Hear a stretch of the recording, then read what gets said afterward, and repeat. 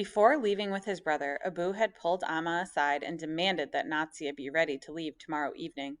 Amma assured him that not only would Natsia be packed and ready to leave, but Amma and the rest of her children would also be ready to travel and attend the wedding.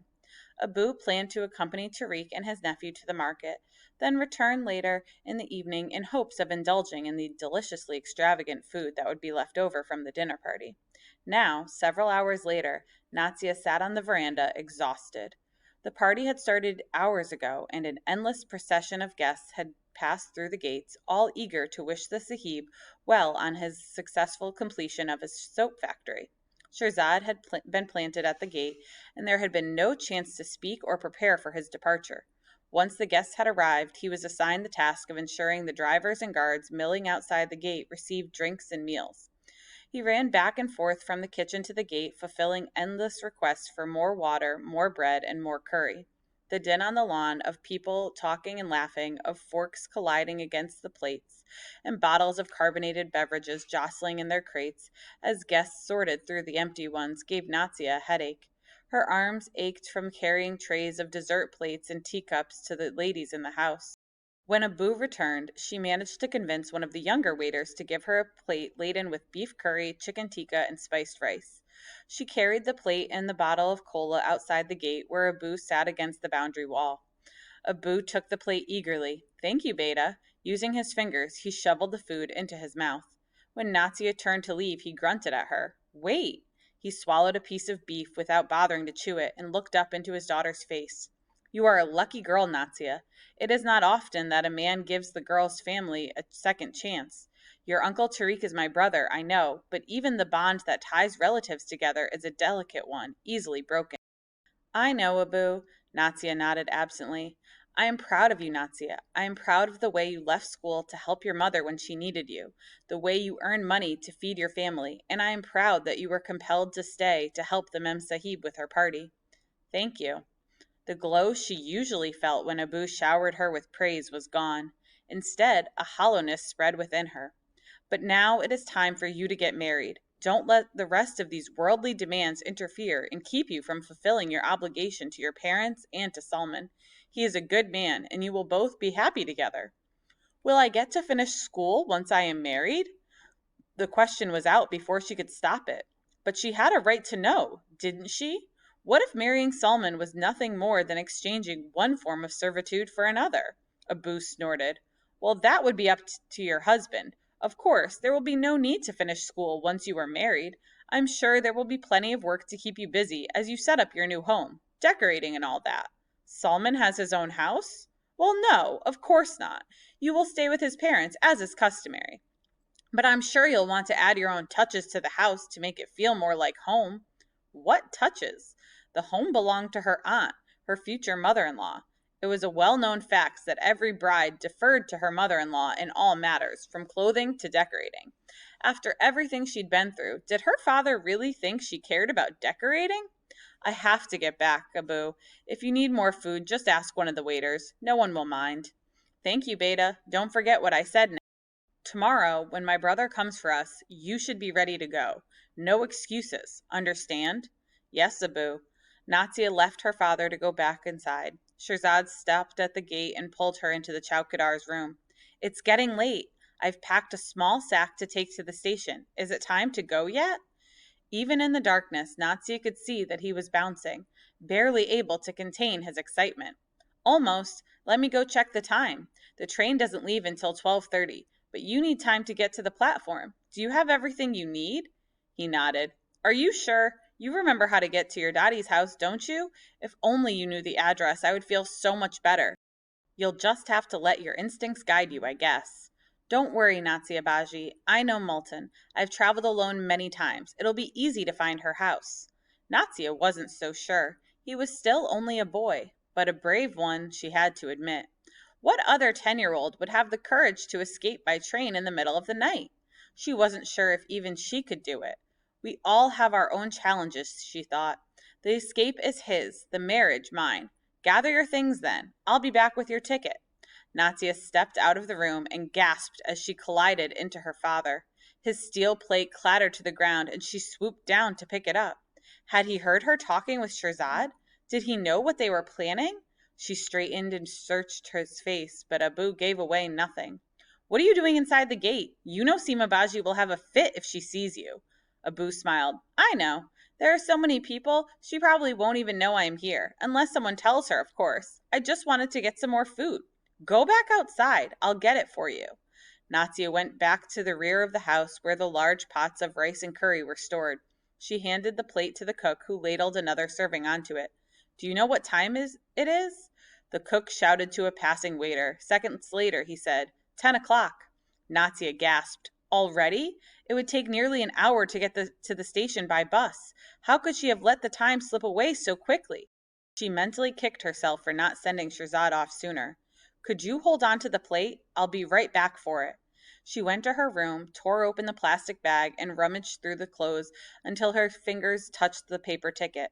She wrapped the ticket in a fold of her dupatta, clutching it tightly. She went back for her father's plate. With the ticket concealed in one hand and Abu's plate in the other, she headed back to the main gate. The Chowkidar's quarters were empty and the gate was open. Natia stepped out onto the road where cars were scattered along the curb. Abu was sitting on the hood of a car, talking to Shirzad. Abu, she called, and at the sound of her voice he slipped off the car and came toward her. Your food. She handed him the plate. You shouldn't be so obvious about being here. Later, we'll try to sneak you in so you can sleep on the Sharpai. But in the meantime, please try to stay out of sight. You know very well how the Mem Sahib feels about you, and if the Sahib knew you were here, who knows how he would react? Abu laughed. You worry too much. The Sahib always loved my work. It is your Baji who is so hard-headed. Don't worry about me. I'll slip into the shadows here under the neem tree. He sauntered off toward the cluster of lean trees near the boundary wall. Natia turned to Shirzad. We haven't much time. She unfolded the end of her dupatta and removed the ticket. Put this in your bag and don't lose it. Shirzad took the ticket, ran back into the Chowkidar's room, and returned with his belongings to give her one last hug. I will never forget everything you've done for me. You are the best sister anyone could wish for. Natia blinked to keep the sting out of her eyes. Go now. When you get to the station, present your ticket to the counter and tell them your parents are sending you to Multan to stay with relatives. When you get on the platform, find some women to sit close to. That way no one will bother you. Go now. There isn't much time. Shirzad stepped back. I'll miss you. Remember to sleep where you can see the stars, Baji. No matter what you've been through, the lights in the night sky will always smooth away the day's pain. Natia smiled. So you're a Sahir now? Stop stalling, poet. Go. Shirzad wove between the rows of parked cars, bobbing and bouncing as he went, before finally melting into the night. Natia whispered a prayer. Her task was done. All she could do was believe that he would make it to Multan. She sighed and turned back to go inside. She would have to make sure that Seema Baji didn't notice the boy's absence, at least until the train left. Abu was not at the wall, but his empty plate was. She picked it up and headed back inside. Feeling drained as she passed Shirzad's room, she was shocked to see a large foot hanging over the Sharpai. She stepped inside, and even in the darkness, she knew it was Abu. What are you doing in here? He waved a hand at her. I'm not hurting anyone. I'm tired. You've no idea how hard I've worked to coddle my brother's ego for you. Let me rest, Beta. We both know Shirzad won't need the bed tonight. Stiffly, she backed out of the room. Sleep, Abu. I won't tell anyone you are here. The next hour passed in a flurry of activity as Natia struggled to complete her chores as well as Shirzad's. She cleaned up after the guests and corralled their children into one area of the yard. The dishes were whisked away by the catering company and the tea station was set up on the front veranda. Surprisingly, the men from the catering company completed the tasks that usually fell on her shoulders, and she was genuinely glad for the Sahib. His soap factory had made it possible to hire the catering company and ease her workload, and for that she was grateful. The guests slowly departed until only a few stragglers remained to chat with the Sahib and sip tea in the drawing room. Natia washed the excess kitchen dishes and utensils that had somehow found their way into the hands of the guests. When the buzzer to the front gate rang, Natia dropped a serving spoon into the dingy water and prepared to go to the screen. At that moment, Seema entered the kitchen. Oh, leave it. Shirzad's there. He'll get it.